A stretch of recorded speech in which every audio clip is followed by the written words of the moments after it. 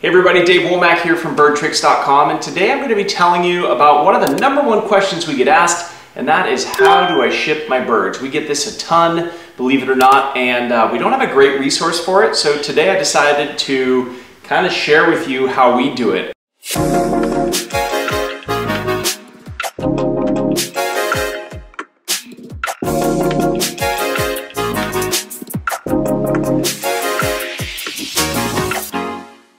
At the time of this filming, we've been traveling with our birds actually more than 16 years. I'd say probably about 20 years.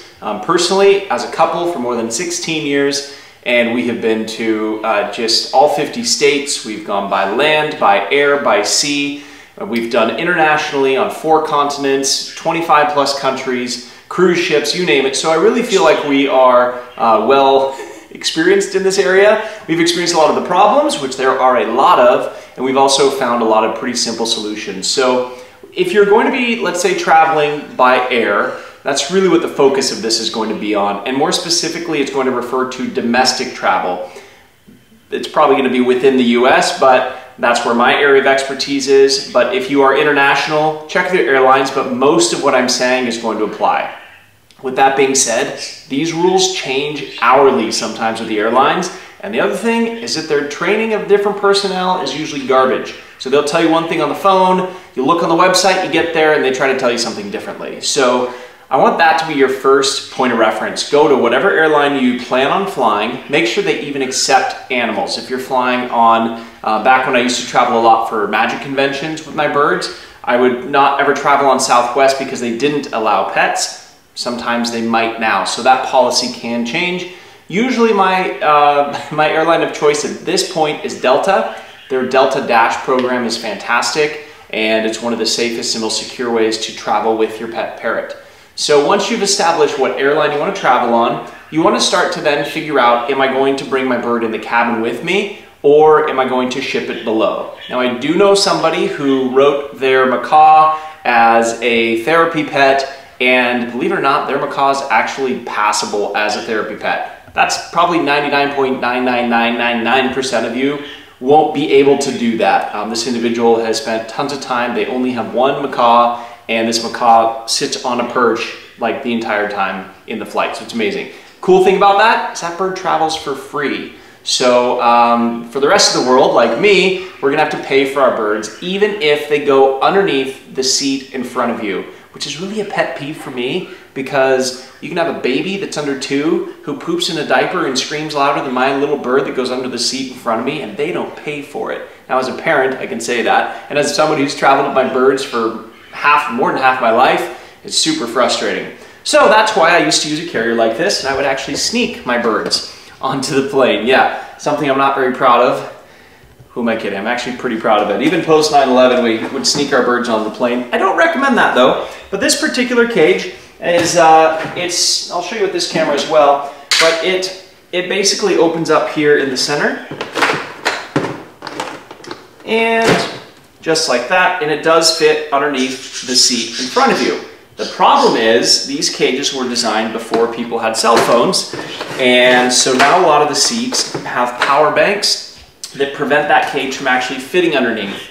Now it is airline's policy that if your bag doesn't fit, tough luck. So you really can't put that above your head. You may have to just switch with somebody else or upgrade to first class. Not always viable options. So traveling with the bird in the cabin may not be the best bet. The other problem or challenge with this is it does have a lid that opens here on the top. It can be big enough for your bird. It might be a little too small to get out, but there's that. You would also want to put a perch in there so your bird's not just sitting on the ground, but that's something that is very easy to modify, and we'll talk about that a little bit as we get to the bigger cages. But that's something that we always consider from the very beginning is if I'm going to be traveling with the bird as carry-on, I need to be able to fit it underneath my seat. So with this particular cage, it is made by PetMate. The dimensions are 17 by 12 by 8 inches. Now that's very important because when you check with your airline, they're going to tell you how big that actual cage has to be to fit their requirements. And again, they might say that and then you get switched to a different plane because that one broke. These are all things that have happened to me. And then what do? You're stuck. So that's why I used to sneak them on instead. don't recommend it. But so anyway, that's going to be your carry-on option. Something else to keep in mind, if you're traveling through TSA, so unless you're flying privately, you're going to be going through TSA. And in that case, they will require you to take that bird out of the carrier. Once you have the bird out of the carrier, they're going to run this through the x-ray, then they're going to come back, you're going to be in a private room, you'll be strip searched, it'll be humiliating. So it's really not that great to take your bird as a carry-on.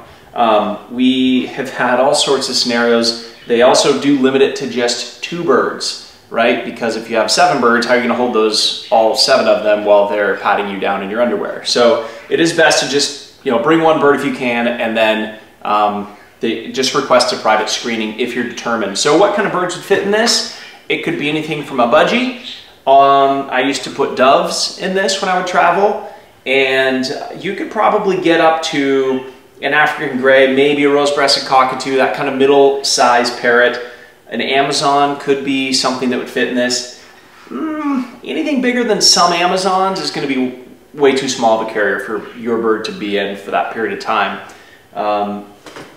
So yeah, that's a carry-on scenario.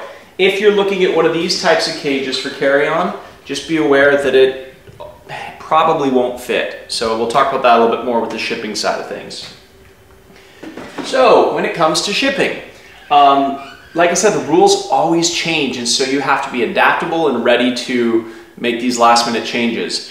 Generally speaking, you have to go to air cargo, not to the airport itself. Now, air cargo is within a couple of miles of the main terminal, but it's a separate department. So if we're looking at Delta, you're going to go into Delta Cargo. Now, let me warn you, these are the unfriendliest people you'll ever meet in your entire life, and they don't give a crap if your luggage makes it on the flight or not, let alone your live animals. They don't care. So going in with that intention, just understanding that, it's going to set you up for a little bit more patience in dealing with these people. Even if I would go to the same place time and time again, I continued to run into problems with people that I'd already had conversations with, because they would be on a power trip is the only thing I can understand, and they would just refuse it just because, and I would follow all their other guidelines. So be aware that that's a likely scenario. Are you still interested in flying with your birds?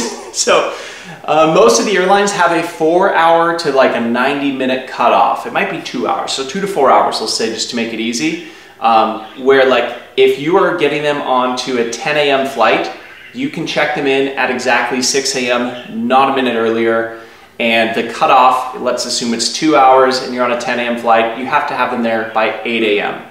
Now, I would always choose the earliest flight that I could that had multiple flights after it. So if they didn't make it on the 10 a.m., they might be able to connect through Seattle on the 11 a.m. to make it to Florida, or whatever your connecting flights could be. Just have a plan B on paper so that if and when they say, hey, you can't do that, you're like, okay, let's get them on this one instead, because sometimes they have mechanical failures and you need to be able to have a backup plan. That's really what shipping birds is all about at this point.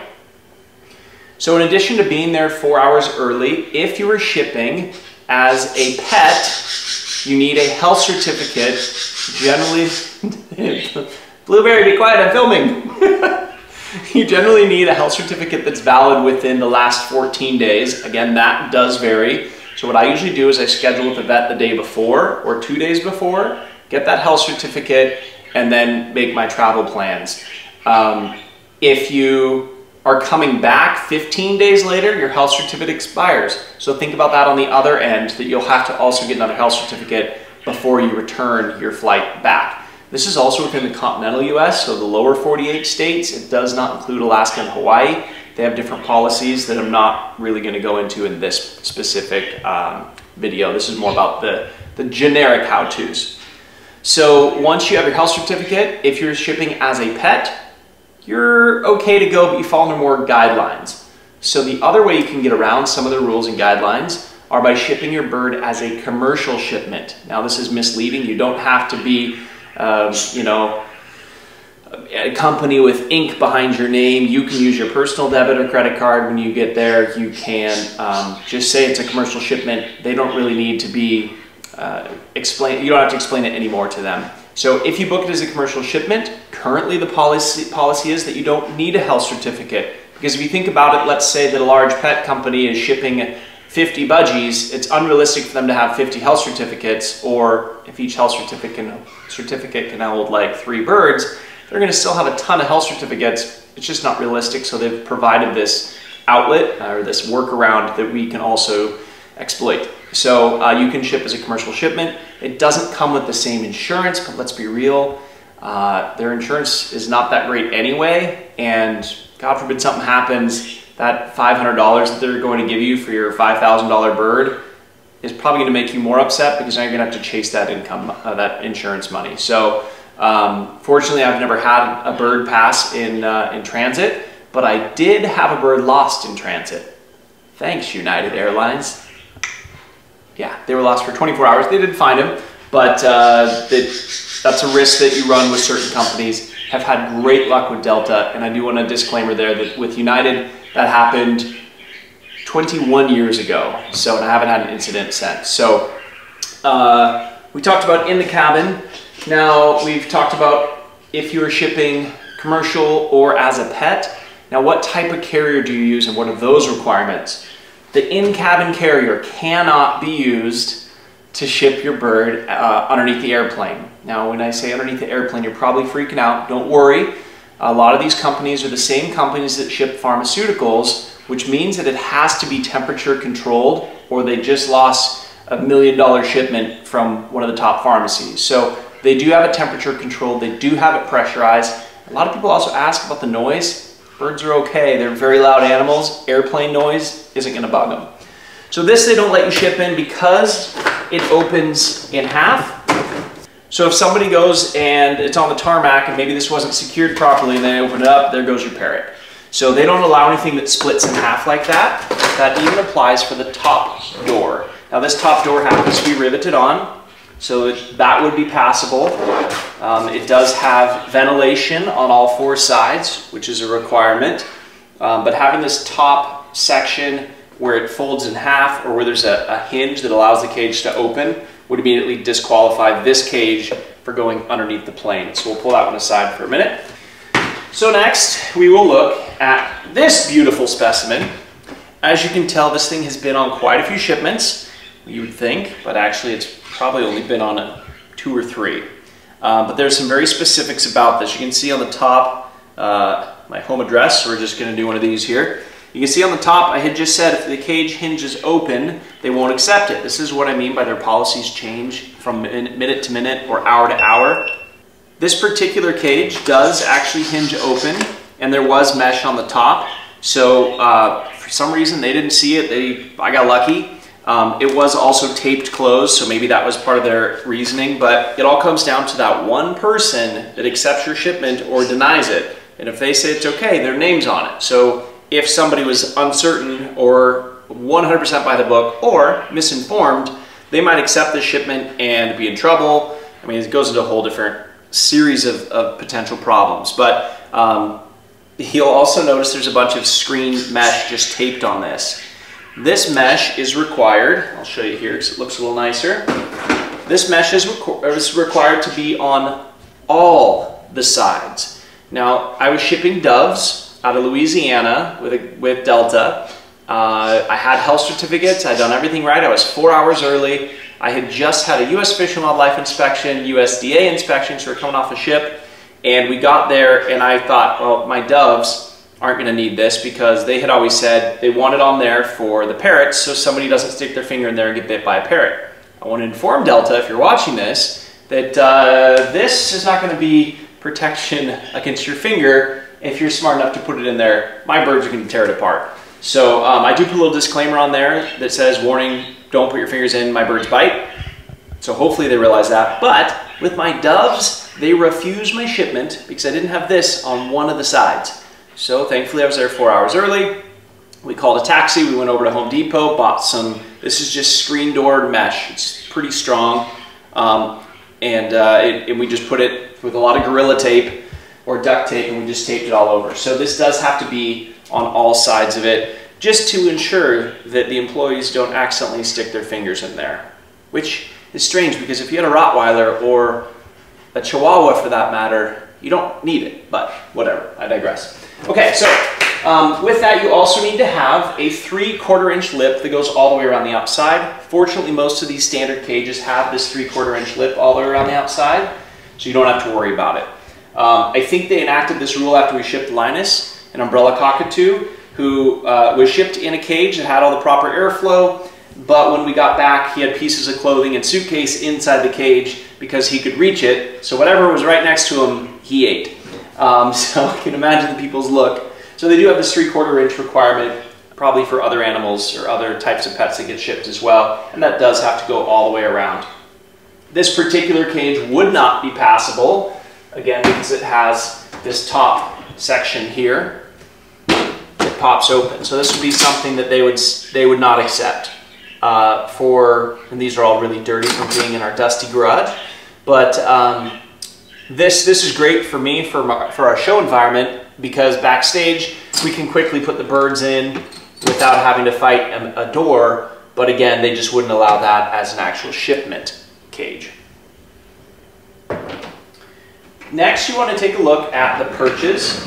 We have just some little perches that screw in like this, and sometimes you can use the sandy perches. I prefer one with a small, like maybe 1/8 inch to 1/2 inch screw on this end here. And the reason I prefer that is oftentimes I need to replace these and I don't have a drill. And you can actually take a pocket knife and you put it up against the edge of the plastic and you just dig and twist. Make sure that it doesn't fold down and cut your thumb or your fingers for that matter. But you can actually twist and drill a hole out of this plastic very easily. So that's why I choose these, as opposed to some of the sandy perches.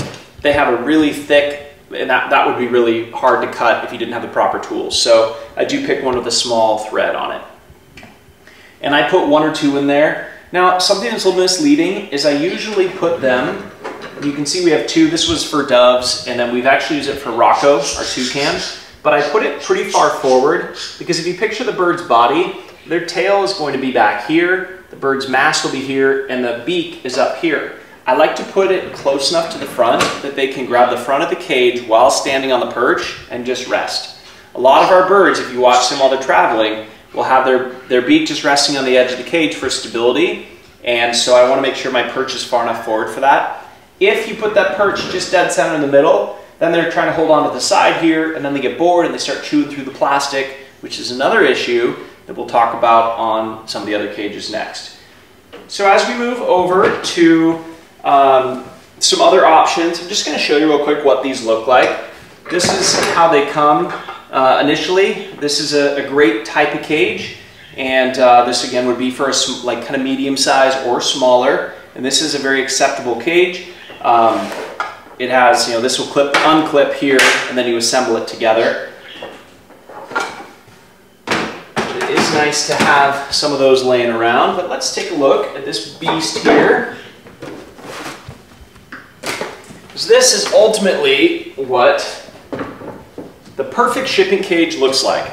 So, for a parrot. At first observation, obviously this is huge. We shipped 2 macaws in this. A lot of the airlines have a policy of only 2 pets in a crate.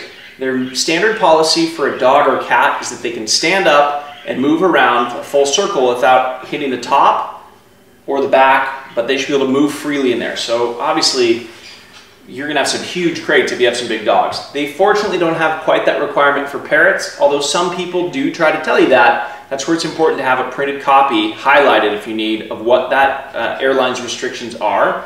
So you can say, well, you're mistaken because on your website printed last night, it says excluding birds on that policy. So really keep that in mind. So this, I would tape over the screen. But this is really important because the sides on this particular one for shipping macaws have metal here. Now, of course, given enough time, they're going to chew through this plastic, which is why, here's a huge tip, because these crates can be $100 to $200. These are only for shipping. I don't transport my birds in these ever unless I'm going to the airport and sending them somewhere, because I don't want to spend $200 on a crate every time I'm shipping the birds.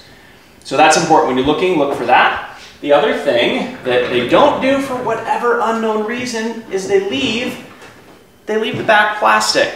So what we've done is we've gone out, we've purchased a small section of metal from, again, just like a Home Depot or Lowe's, and then I've used a rivet gun to secure that on. It does make it better. It's still a plastic box at the end of the day, but this gives me peace of mind for those chewers that are in our homes. But even with that, you can see the remnants here of some tape that still needs that mosquito net or that screen netting on there. Yeah, and on the mosquito netting thing too, I mentioned Hawaii briefly. They do have a requirement for Hawaii to have mosquito net around your cage. A great tip on that, if you live in an area that does require that, is you can buy it's like a black tarp material that you would put down on the grass before, or on dirt before you would plant, like put soil and plant something on top of it just to hold the weeds down. It is porous enough to breathe through, the type I'm thinking of, but it's also strong enough that it can take a little bit of abuse without getting a hole in it. When we shipped our birds to Saipan, they went through Hawaii, then Guam, and then to the island of Saipan. We actually had dual layers of that mosquito net because if there was one hole, they were going to refuse the shipment. So you can imagine our stress on that. And that's just a great tip if you live in a mosquito type area where that would be a requirement for you. Might be a different country, might be islands. So keep that in mind. Another very important thing to keep in mind is these screws must be metal. If you only have the plastic attachments, like that pink one, so this pink crate only has these plastic attachments, they would probably refuse it, although it does have holes here, and you can hear the bolts and stuff are resting between the two layers. It has holes here for the bolts. The reason they want you to use metal, obviously, so they don't break, but it has to have a metal bolt. Still, their logic doesn't make sense because the cap can still be plastic. So the rules don't make sense, but that is what it's been for a long time. I put a piece of tape here on top that was where that mosquito net went, and I just taped it to the bottom. So that's a really important thing. A subtlety that I like to do is I write up here, I write the measurement of the cage so that when we get there, they don't have to take a measurement of it. They can actually see that this one in particular is 36 by 25 by 27, and so they can see exactly what those measurements are. And it just saves me a little time too when I'm making the reservation for this, which we can talk about. I have all the dimensions there. Something that I do to modify this is this little bar right here. Now, I have taken just a standard piece of metal that is already drilled with holes from the hardware store. It is best if you get it in a non-toxic metal, so aluminum, stainless steel, but they have a lot of different variables with those holes in them already. And I take a small Dremel and I cut out a little slit here in the side, which you can see there, so that if my bird's a chewer, he's still not going to be able to escape from this cage. So I used to be allowed to put locks on this, and then they changed that policy, so now I just have little carabiners, which is great for these holes, and that slides out. But before I slide it out, even if the birds break this part here, which they do very often, and keep in mind too, this is the stupidest thing, I had one of these black caps get popped off because my bird chewed on it. They wouldn't accept this shipment because the black cap was missing. That has nothing to do with the structural integrity. Although I guess I shouldn't say it has nothing to do with it. It does look pretty, but this cap was missing because the birds, so they didn't accept it. This little thing here has saved a lot of those shipments. So let's say you've got a smart bird like our blue-throated JINX who can pick padlocks. He can do this and figure out how to get out of his cage pretty easily, but with this in place, he can't open that door. So with that being said, if you don't already buy a crate like this, this has a little hole here, a little hole here, a hole right there, and a hole right here. That's for zip ties. So once the animal's in there and secured, you run a zip tie through there and you zip tie it shut. The Airlines does have zip ties that are removable. So if you bring your own, great, because sometimes they don't have them and that's a problem, they won't ship it. But the ones that they give you, you can usually push the part of the zip tie and undo it without needing to have wire cutters in your suitcase, which I do recommend carrying some wire cutters in your suitcase if you're traveling like this. Additionally, I put zip ties through all the corners to make sure that it's extra secure. Or in the pink one with the plastic, there's, like I said, there's a spot for zip ties on that too. Once this pops open, you can see that just slides right out. Now, your door can open freely. You can see here, like I mentioned on the last one, the perch placement is towards the front. It's not straight in the center. So again, the bird's feet are here, the mass of the body's here, or a little bit forward, and they can rest their beak on that door for stability without totally demolishing their tail. Airlines do require that you have an absorbent material in the bottom of that. So you can use whatever non-toxic absorbent material that you'd like. Some people use towels, some people use paper towels, some people use newspaper. If you do use newspaper, use only black and white. Don't use the color. Just black and white one is good. I just put the comics in there so they have something to read. But you can pick whatever you want. Any sort of absorbent material will work. Now, should you give your birds food and water? It's up to you. Here's the requirements. You must have 2 bowls affixed to the cage. So, here's 2 different types of bowls. This one could obviously fall off, and now they make it to the second leg of the shipment and it's not on there, they could stop it. So I don't use these unless I can hot glue them, or I have used them in an emergency where I have to zip tie them, but these are not generally great bowls for travel. This, on the other hand, is. This part here screws onto the edge of the cage. If you are not familiar with these just twist and pop out. So we use these because that's a pretty effective way to do it.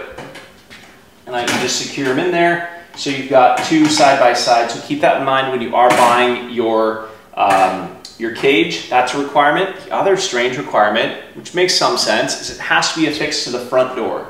It cannot be one over here, because the idea is if the bird gets stuck overnight, they want to be able to add food and water without getting too close to the animal, which makes the screen present a problem. But they'll roll the screen up, I guess, and then they don't worry about people getting bit. But they want to be able to access that from the front. So that's really important, again, that secures down.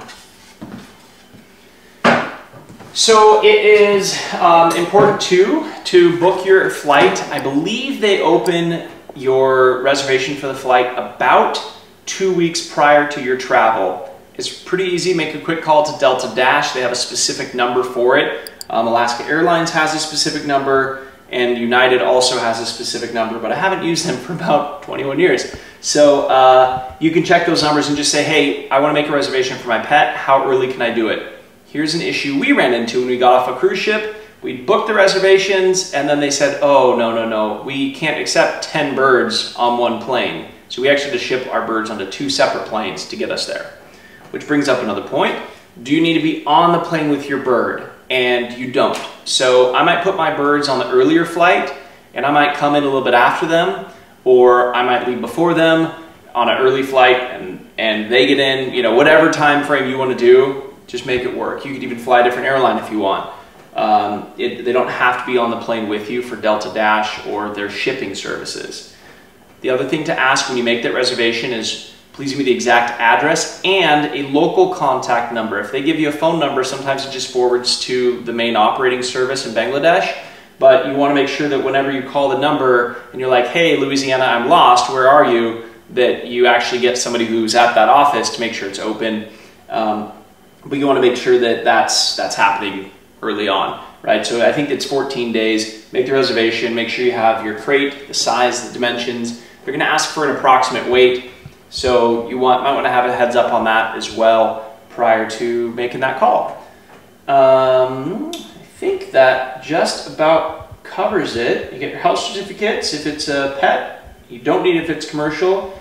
Oh, pickup. So sometimes, like shipping into Orlando, they used to allow you to pick up your parrots at baggage claim.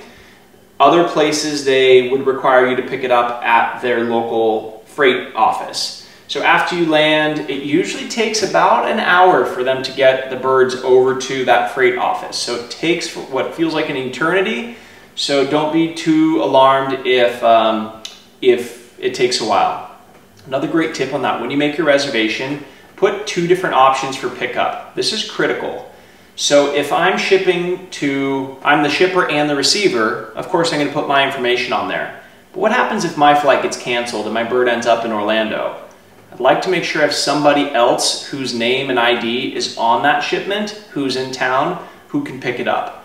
Whenever you're dealing with this, there has to be plan Bs in place, or you're going to find yourself in so much stress. But if you're able to kind of think through these things ahead of time, review this video a few times, you're going to realize that hopefully we've explained most of the problems that can happen, and you'll be ahead of the game and knowing that, okay, we got some options.